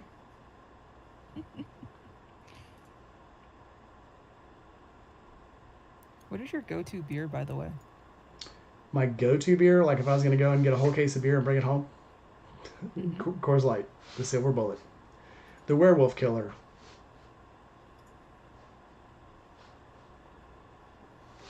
Oh, Aaron, you don't know how much I would love to be up in that part of Ohio with all the people who do the motorcycle things. Matt, I have hair. How do I share to Riverside? Go down to where it says share, bottom of the page in the center. And then you should get a pop-up that says screen. Oh, there we go, yeah. This is it. I believe this is it. Nope, that is the Transamerica. You're looking for the Transcontinental. Hold on. Go to R8. Nope, go to R18. You're doing great. Go to Heritage. Right there. Go to R18 Transcontinental over the left side, middle row. Right there. And then somewhere down the page right there, click on the blue, Gravity Blue. Yes. Hold on, I just want to look at this other one really quick. That is so sexy. No, I like this one better. I do like that one. The other one, I did like the other one, but it's too complex. And if you didn't notice the paint job on that one, that purple looking paint job, it adds like $4,000 to the price of the bike. Oh no, that's all right. That's fine. Oh yeah, baby. I'll stick to blue. Any of them that say option 719, those are limited edition paint jobs, and the pinstriping is done by hand, and the airbrushing is done by hand. So yeah, baby. Actually, I want to say the blue is probably the best color out of all these. I think so. Yes, and I love how it's not technically super blacked out because you have all this silver here, but I like the black in this. I do. Now, if you want to see another cool one, go up to back up to R18 and go to the R18B. What am I doing? I don't know what you're I don't know doing. what I'm doing. Right. Go back to Heritage. Yeah. Go to R18B, top right-hand side. Yep. And they have a green paint job for that one that's like the same color as my Gunner. And it's not showing now. Well, apparently they may have discontinued that color. Try the Rockster. Okay, I think the blue Rockster is still the only good color they have. I do love it. Yeah, but even I then, do. Damn it. Yes, it's a absolutely beautiful bike though. Oh wow. So in Jess's video, she talks about how that's not a touchscreen and you got to touch a million buttons. My R18 or my K16 has the exact same thumb wheels and display things. It's very easy to get to anything because you have a selected menu that covers most of your things like tire pressure, mileage, how much gas you have left in the tank, how much the trip, how far the mileage will take you for what's in the tank, the outside temperature, oil levels, all that stuff is on the flick of the wheel. And then the other more select stuff you can go into the menu for. But for anything other than how much mileage is in the tank, what's my range, what's my air pressure, and what's the temperature, you probably should stop anyway to go through the menus. Yeah. Just my thoughts. Opinions are like assholes. Everybody's got them, and everybody else's stinks but yours. Personally, I know some people give this engine a lot of flack, but I kind of like the way the engine looks. When it's Dude, out, it kind of looks like a freaking hammerhead shark. I love that opposed twin engine. I've had Mm. 3 bikes now with that engine, and it is spectacular. Again, if you're not used to that kind of what an opposed engine does and how it rolls only in one direction, so a Mm-hmm. Harley, the momentum is forward, so it kind of Mm-hmm. throbs back and forth. The opposed engine throbs right and left, and just like a sailor on a ship, once you get used to that rocking motion, you're used to it. You know what it's going to do. So again, it's a matter of opinion and perception and what you like and what you don't like and what you can get used to. So if you don't like it, I mean, I guess Yeah. you just don't like it. Okay. So, if you, what bike would you ride just once, knowing that you could never afford it or ride it again? Okay, so in a lot of videos, I have said the Boss Hoss, and I've said Mm-hmm. the KR GT1, Keanu Reeves's bike. So I'm going to change that one for this one and say I want to ride the Kenny Roberts Proton. Kenny Roberts was a big racer in the 70s and 80s. He did a lot of GP races, MotoGT, did MotoGP, and did a lot of superbike races. And he made his own bike called the Proton, Oh wow. and it was an absolutely way ahead of its time engine and bike. But again, as a single racer, a single guy trying to run a whole corporation without a big corporation to back him up, they didn't fail. They just kind of faded into non-existence, and now they make them for just privateers. So this is the bike then, right? The Proton. Yeah. Yep, that's the civilian version of it. Yeah. Okay, cool. Yep, and it's absolutely a gorgeous bike. His he raced on was always blue. His actual son actually raced the bike for him in the KR the Proton team. But yeah, Curtis Roberts raced that bike. Um, but yeah, absolutely just a magnificent piece of machinery. Just like Buell, Eric Buell was a racer, and when he decided to make his own motorcycle, he spared no not spared no expense, but he spared no man hour making that engine perfect and making the bike perfect. And Kenny Roberts did the same thing, made an absolutely awesome engine and motorcycle. It's just sometimes it costs too much to make exactly what you want compared to what people want to spend their money on. The Rune Yeah. is a good example of that. When Honda made the Rune, which is another bike I absolutely love, they wanted a bike that would sell for $25,000. The problem was to make that bike, it cost over $100,000 because there was so many custom parts that were one off, like the manifold for that bike, the exhaust manifold and the muffler had to be Mm-hmm. made in molds that couldn't be reused. They made them in clay molds that the mold had to be broken away from the header to make the part. So every time you made a motorcycle, you had to destroy one of the molds. So it was very Wow. expensive to make. They still made them because the executives of Honda said make them, but just not a very cost effective motorcycle. Still Yeah. gorgeous though. Okay, what is your toxic trait? I'm a social butterfly. In case you didn't know, I could talk to a tree if it looked like it was talking back to me for hours.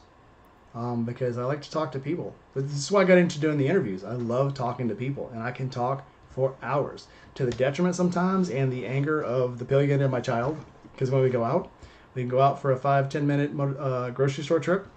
It may turn into 30 minutes or an hour if I see somebody in a veteran's hat or a sailor hat or says they're in the Navy. I'm gonna talk to that guy for at least 30 minutes. So is what it is. You shut up, Aaron. You don't know me. Oh yeah, you do. Never mind. All right. Yeah, I think one time you said you were gonna leave, and then I went out. I actually went out, got gas, got some food, came back, and you're still there. And I see Diana. I'm like, "You all right, Diana?" And she's like, "I just want to go." And I'm like, "No." Yeah, I do. Or, yes, Aaron, if I hear someone singing a sea shanty, my wife can tell this story, but yes, so I'll go put her to bed when we're at the camp out about 10 o'clock, 11 o'clock, and I'll be like, all right, I'm going to go tell everybody goodbye, and I'll be back in about an hour. And I'll go and talk to somebody, and I go to leave, and somebody else will be like, oh, hey, dude, blah, blah, blah, come look at the new bikes. And then I'll go back, and then I'll come back again. Everybody's like, hey, you haven't seen, the 99 Problems bikes. They got them over here. You want to come look at them? Yeah, sure. Go back over there, spend another 30 minutes. And then it's like, hey, come drink a beer with me, man. I haven't seen you all day because, we've been apart. And I go back again. Literally, it wasn't as bad in this last camp out, in the March camp out, as it was the two before it. Because I was at least getting to bed by 2 or 3 in the morning in the last two campouts. The one before that, I wouldn't get in bed till the sun was coming up. Still drunk. Just because I couldn't stop talking to people. I love that camp out so much. I know you don't know this, but yes, I love that camp out so much because the people are so awesome. And the bad thing is, by the time I'm ready to go to bed, the guys that I finished talking to who are the night owls, the other guys are waking up. So now they want to talk. Yeah. So, yeah, some of those crazy people are waking up and going to the gym to take showers in the morning. I don't know how they do it. It's crazy. Hey, man, those showers are fantastic. By the way, thank you, Colleen, if you ever watch this, thank you so much for giving me the pass to use your gym. That was great. All right, so Josh Harris is in. If you haven't seen his channel, his wife has. I keep wanting to say it's Ash Cooks. It's not Ash Cooks. It's something else. But they do parody cooking videos, and they're real cooking videos, but they kind of do monologues during them and spice them up. It's hilarious as shit. Mm-hmm. So she did one last time for street tacos, and then he kind of dubbed over it and made it a possum cooking video. I love that video. So I watched it twice. If you haven't seen it, yeah, Josh, throw your wife's channel up here because Kitchen Ash. It's Kitchen Ash. It is. I already told him this, but it was absolutely hilarious. It was absolutely awesome. Actually, I gotta check that out. I love content like that, and I cook, so it's almost like to see those videos. Yeah, it's the real life version of, I don't know if you're old enough to remember Justin Wilson, but he used to do cooking videos, Cajun cooking videos, and he would make jokes the whole time. And I remember he made one like it was about cooking a duck, and he was making duck à l'orange. And he was like, okay, he says, we're going to put the duck in here, and then we're going to give the duck 2 cups of wine, and then we're going to give Justin 2 cups of wine. We're going to give that duck a little more wine, get him nice and drunk, throw him in the oven. He'll never know what happened. He was a very funny guy. Very funny. Constantly cracking jokes. But anyway, I'm sorry. You had questions. No, you're good. You're good. There's also, really quick, still off topic, but there's this one other person. They're not really a rider, but they do some pretty funny cooking videos. It's a guy with a channel called You Suck at Cooking. And oh my god, if you haven't seen their mashed potato apology video, please watch that. Please watch it. Put that in the description below. Put that link down there. All right. So speaking of toxic traits, I'm talking all the time. What is one thing that you will never will you never go on a road trip without? Helmet and gloves. As some of you might know and some of you might not, I had a very bad accident in 2005 where a guy pulled out in front of me on a BMW. I was on a BMW, my 77 R100, and I'd spent 2 years restoring it back to pristine condition. The guy I bought it from had just put a new seat on it, a new paint job. So I was going through the engine, through the wiring, replacing all of the carburetors, replacing the intakes, the intake boots, the points, everything. I was going through the entire engine. 2 weeks after I put the last boot, the intake boot on, a guy pulled out in front of me in a construction truck, and I T-boned him. And I was only going about 40 miles an hour, but I haven't. So right before that, I'd gone to see my wife, and at that time we lived in Arkansas, which is not a helmet state. And I would usually be in, cowboy boots, work boots, jeans, t-shirt, and that's it. Arkansas only requires you either have a shield on the bike or have some kind of eye protection. So I would never wear gloves, would never wear a jacket, never had sleeves on, never had a helmet on. But that day it was raining. And so to keep myself dry, I put on my cool leather jacket that I hardly never wore, and on long jeans, steel toe boots, gloves, and a helmet. and I T-boned this guy and still broke 2 ribs, dislocated my shoulder, and I went headfirst into the side of his truck. That was the old Otis type toolbox truck. Mm-hmm. Flipped over the truck, hit the pavement. The bike, when I came to, and I thought it was dead, the bike was 30 feet behind me, and I had slid on the road for probably another 30 feet. So the bike went probably another 10, 15 feet. I went 30 feet beyond that.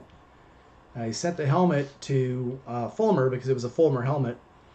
And when they tested it, they said the helmet foam took 1,200 pounds of force. And there was diamond plate embedded in the helmet. And then there was a long scratch, probably about 6 inches long, of asphalt. Oh, I wow. cannot imagine what that, one, the diamond plate, and two, the asphalt scraping for 30 feet across the pavement would have been if it would have been on my head instead. And the girl from is Arthur Fulmer's niece, and I can't remember what her actual name was, but they're out of Memphis. And she told me that I would have went straight past vegetable stage. It would have split my head wide open, and then it would have scraped off most of my head through the bone. Mm-hmm. So helmet, yes. But the funny part of that story was when I came to, it was raining. So when I woke up, I was wet. And first thing I was thinking was, oh my God, I've peed myself. Because I was sopping wet. And I was unconscious, I think they said, for 5 minutes. And then I realized my visor was down and I saw the rain on it. And I was like, oh, good, it's raining. Nobody will know I peed myself. Not thinking I'm just wet. And people started congregating around me and they're looking down at me. My visor's down. And they're like, is he dead? I don't know. Check his pulse. I'm not taking his pulse. He's probably dead. You check his pulse. I'm not going to touch him. You check his pulse. Oh. And then finally somebody goes, I'll check his pulse. And they went down. When they went to touch me, I heard the cop scream for everybody to get away from me. And then when he got over there, he lifted my visor, was looking at me, and he's like, are you okay? I'm like, I think so. I think I'm okay. And then about that time, the pain hit me. And it was excruciating. Two broken ribs, separated shoulder, and then my whole left side looked like somebody had smeared grape jelly on me, even through the jacket and the jeans. The jacket I still have, but it had a cut up this side. It had triple leather on around the shoulders and around the, what do they call them, paulions or whatever. What do you D&D people call those shoulder protectors? Paulions? Pauldrons. Pauldrons. But it had actually cut through the top layer of that leather from hitting the toolbox. It ripped open the leather. It was 1.2 grain ounce, I don't know, leather. But yeah, if that would have been my shoulder, it would have tore my shoulder off. I cannot tell you how important it is to wear your gear, everyone out there. I do have to wear my gear more. Yes. Yeah, and I'm still bad about if it's hot, especially if camp out, we're just going to run down to the road. And I won't wear my jacket because, again, it's freaking 100 degrees down in Florida. But I'm still going to wear my helmet and my gloves and my shoes, my boots, my Indy Ridge boots, period. The only thing that saved my ankles, because I had bruises around both ankles from just flopping across the pavement, through the truck, whatever. And those boots didn't have any armor inside them like the Indy Ridge boots do. And I lost one of my boots because they didn't tie on. They were slip-on. So I will not wear slip-ons. They have to be a tied boot. Slip-ons are great. People love them. Not meant to be on a motorcycle because they will not stay on in a crash. Mm-hmm. Sorry to anyone who loves your slip-ons, but yeah, they're not going to stay on for a crash. Speaking of like comfort and the boot, that's one thing I do like about the Indy Ridge. Is they're secure on your foot, but that toe box is still, at least for me, the toe box is still big enough so that I could kind of move my toes around and it doesn't hurt my foot after being on the bike for 8 hours. Oh yeah, I've had my feet go to sleep in boots before, because if you tie them tight enough to stay on, it cuts off circulation to your feet, and you don't notice it immediately. Just like the shoes you wear to work every day, you can put them on and they're comfortable and you walk around in them, and when you go take them off, all of a sudden that's when you realize, holy shit, my feet hurt. Because there's the good thing about the Indy Ridge. We just turned this into sponsored by Indy Ridge. The good thing about the Indy Ridge is they're padded on the inside without being overly insulated, so they hold your foot well and make your foot feel snug, without feeling like you have another, whole layer of skin strapped to your foot. Exactly. Yeah. So, and yeah, Steve did right with those boots. He did an excellent job with those boots.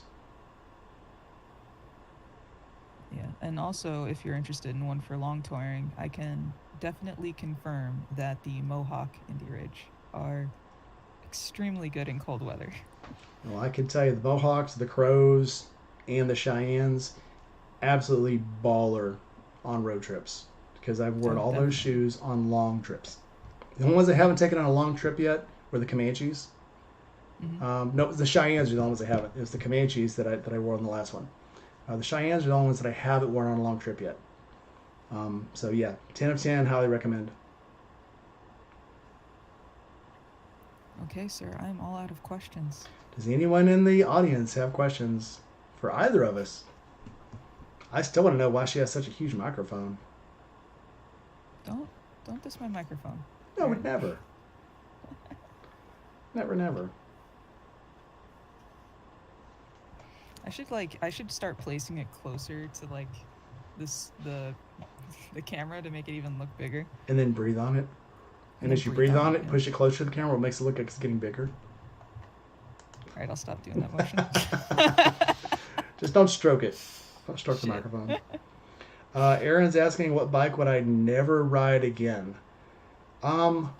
For no special reason except for I test drove it's the only bike I've actually ever been actually scared of. It was a Kawasaki Z13. The bike felt so awkward. It was top heavy. It felt like every time. Normally, a bike, once you get it up to speed, it feels lighter. You don't feel the weight of the bike. But that K13 felt like it just kept wanting to fall over. Um, it was just so heavy. And speeding it up didn't take off. Like I say, like on my K16, once you're moving, the bike is weightless. That K16 still felt like it weighed, 450 pounds, even once I got it up to highway speed. So yeah, that would be the one. Any of the Z bikes just feels Kawasaki makes death traps.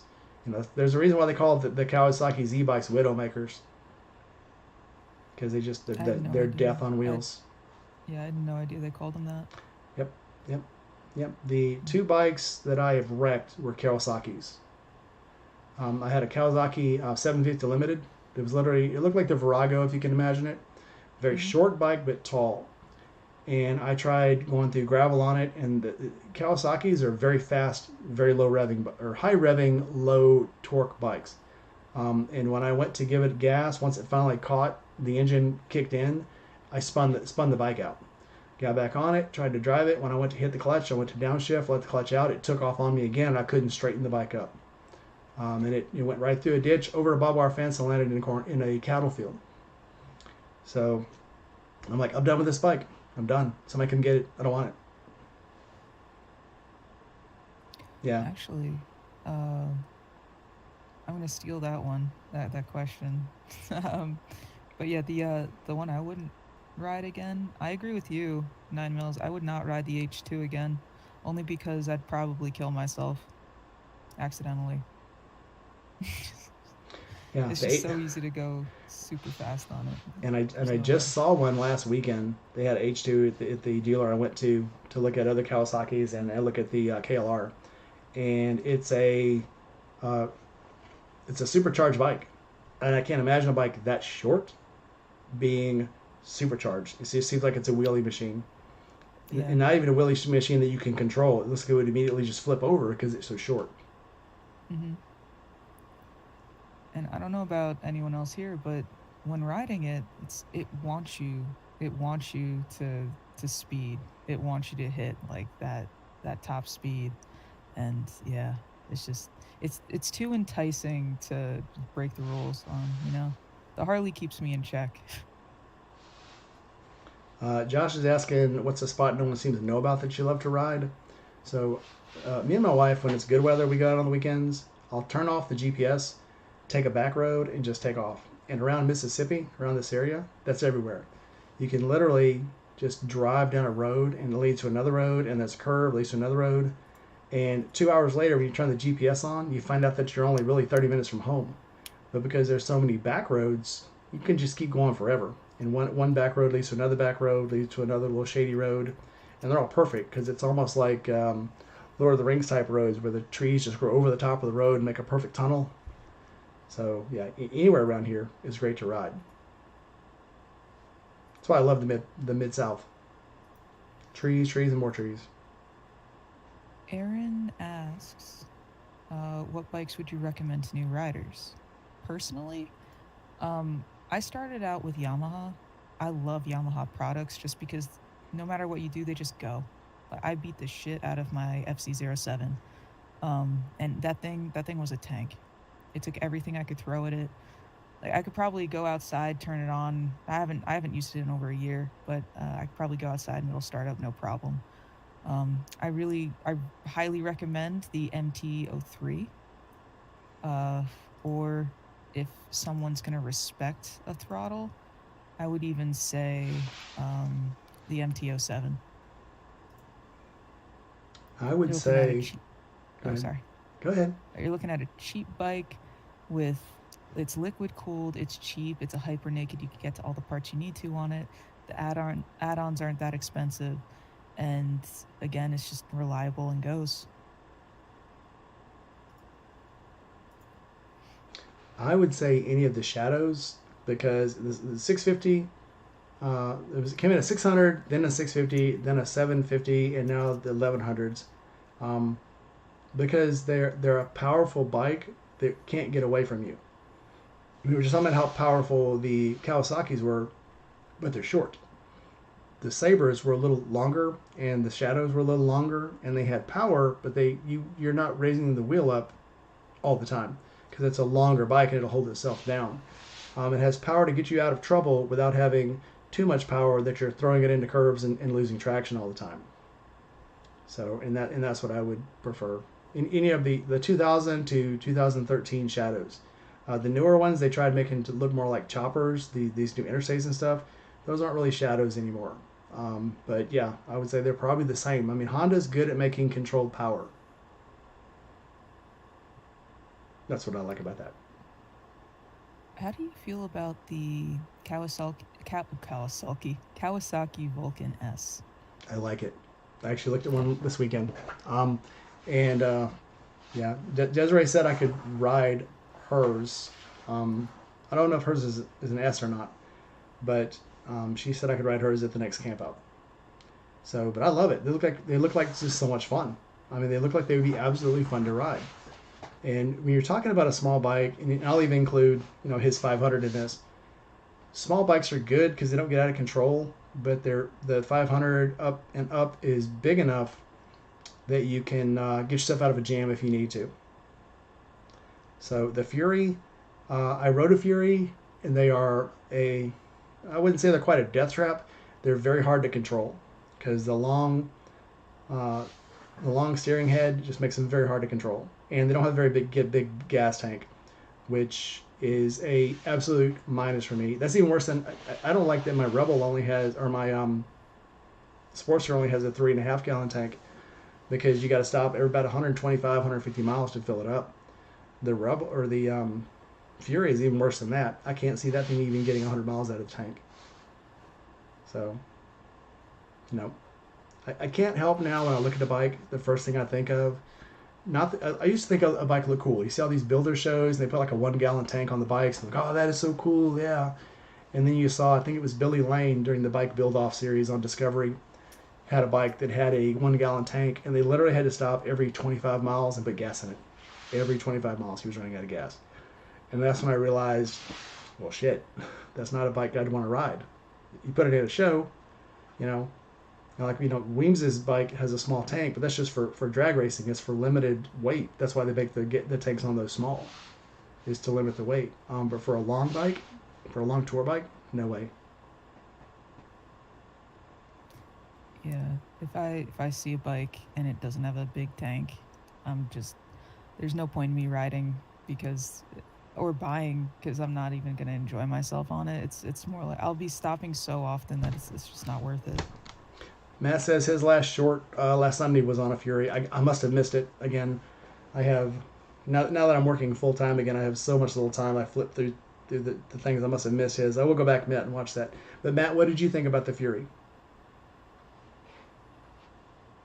And we'll wait for him to get back. You go ahead. What do you think about the longer bikes, smaller tanks? Again, you're a long distance rider. You've rode some stupid long distances to come out and play with the boys and girls. So, what do you think about these small tanks? Um, Not for me. Like they're cool. I love the way they look, but I can't justify the price. For me, it's all utility. If something I'm gonna buy doesn't have utility for me, then I'm not gonna go for it. You know. Also, Aaron, everything I say is appropriate and inappropriate at the same time. Yeah. What's the word? Act innocent, even though you know you're not, and you can get by with anything. What, me? Yeah. Sometimes that 100-gallon tank, they say you should stop on a trip every 100 miles. And that's true for the most part. But sometimes you're like, I can't stop every 100 miles because that gas station might be 125 miles, and I've been there before. Me and Diana, I think it was the last October trip, might have been the trip before that, on the way down to Forgotten Angels. There was a wreck on the highway and it got us off the highway. We didn't see a gas station for 200 miles. And when we did see some, they were in small towns, and one of them was closed. One of them had the tanks, the gas pumps wrapped up. And by the time we popped out, I can't remember what town it was, but it was literally like 60 miles on 75 from Tifton. Um, yeah, we'd been on fumes. I had the gas light on for another 60 miles, and if I would have been on a bike that wouldn't have got me 100 miles, we'd have been stuck. Yeah. And sorry, Buck Brown, he said, hats off to you, Seven, because 95 from Jersey to Florida can be brutal. Yes, it can be. I actually never take 95 to Jersey. I go out of my way to go to 81 and then drive down past the Shenandoah and the Blue Ridge every time. Hey, Kelfire just came in. Evening. The funny thing about my interviews is you can be an hour late or more and still make it in time for the good parts of the interview. Stop for a pickle and a water. Yes. Make sure to hydrate and don't forget your electrolytes. Those gas station pickles, like the pickles in a bag, those things are awesome. Yes, pickles are good for cramping, especially for heat cramps. I still get the pickles in a bottle, pickle juice. Pickle juice is magic. I feel bad for people who can't drink pickle juice because sometimes that's the only thing that'll take the cramps away. Yeah, I was actually cramping up real bad on this past trip down. I should have had some pickles, but I don't know. There wasn't a gas station. Actually, back to the gas station. There wasn't a freaking gas station. And sometimes that happens. How far can you get on your tank?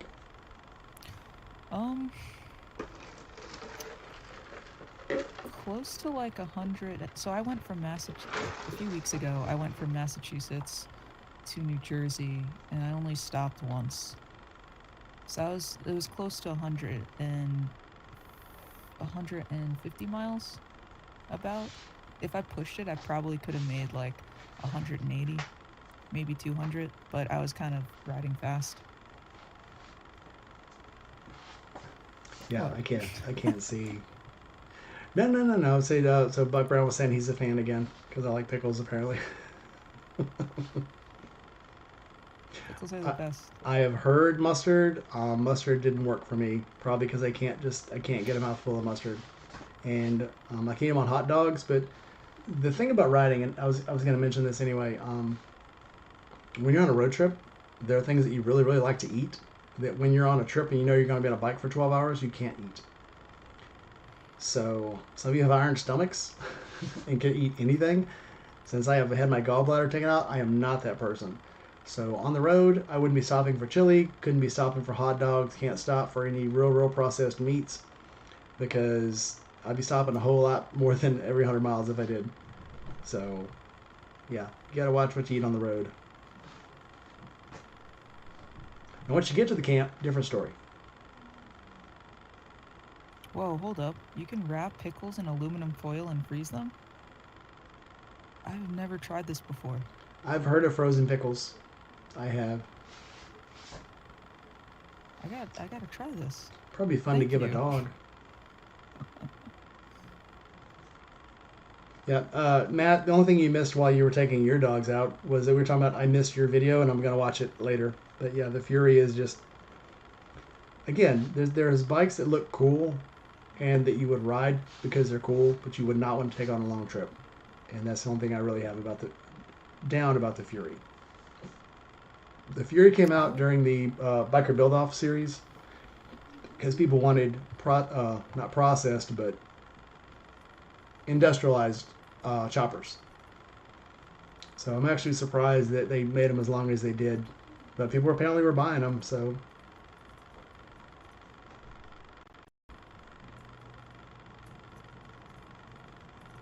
fried pickles are the best. Yes, you're right. I don't know. Okay. Yeah, I don't know why I was typing that, but I would rather take the FC07 on an 8-hour road trip than a Fury, and that has a 3 point something gallon tank, and it's small, all right, but I could make that tank last. Like I could get about 50 something miles, 59 miles to the gallon on the FC's tank. Let's find out how big the Honda Fury's gas tank is. It's pathetic. I think it's probably less than. And here's the Twinkies. No, not Twinkies. What are you doing? You don't eat that on a road trip. You know what you do? You go to Buc-ee's and you get jerky. You go to Buc-ee's and you get jerky and you get beaver nuggets. I haven't had the beaver nuggets yet. So good. You can get them in any flavor. You can get them ranch flavored, cheddar flavored, bacon flavored. Oh, they're so good.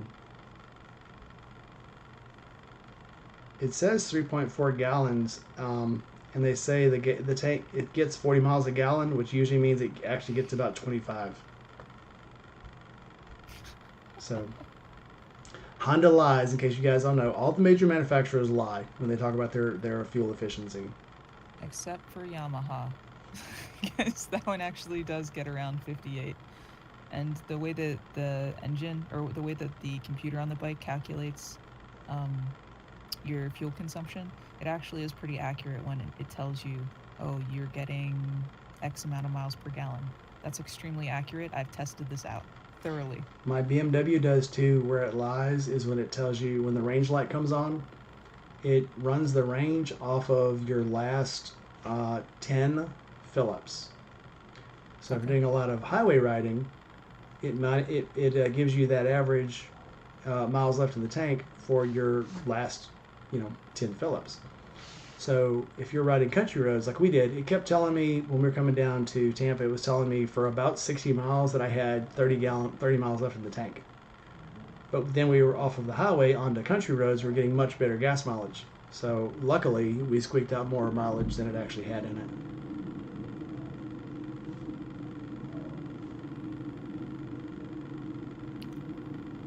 What is everyone's favorite go-to food on the road? Tornadoes.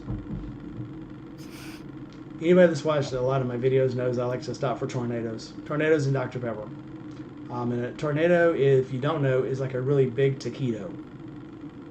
It's a rolled meat and cheese of some kind, then fried. And you get them from Love's has them all the time. QT has them. If I'm feeling frisky, I'll get a BLT from QT, if I can find a QT. If not, then I will get if there's a Buc-ee's around. I'm getting the chopped beef because they're absolutely awesome. Buc-ee's has so much food, and it's hard to even if you're going to regret it later. Buc-ee's has the most awesome food.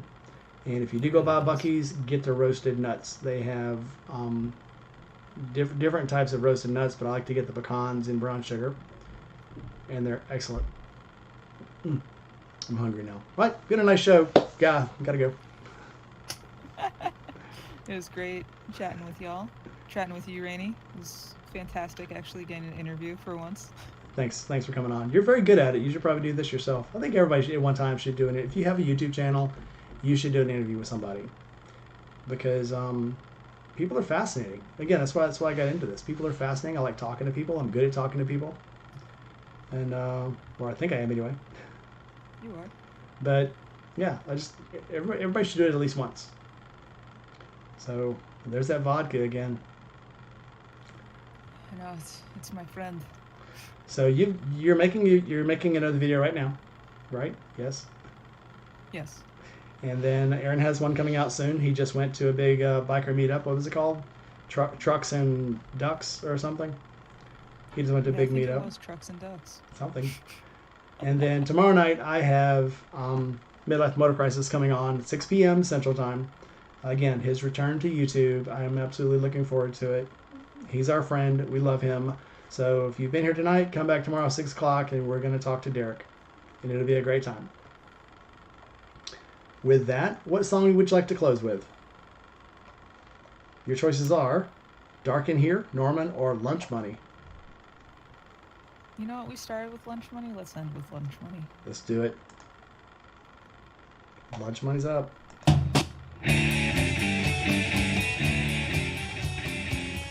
It's been a fascinating show, everyone. Thanks for coming out.